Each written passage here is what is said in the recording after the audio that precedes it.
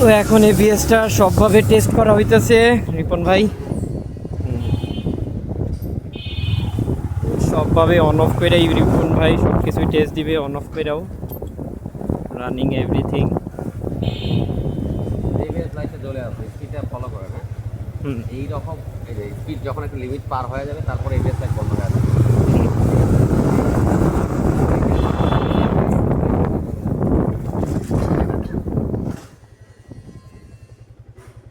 আরে ভাই দুইটা ব্রেক যখন চাপানো যায় ব্যালেন্স করা খুব টাফ আছে।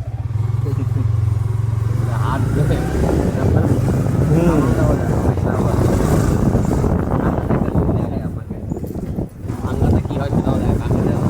পাঙ্গা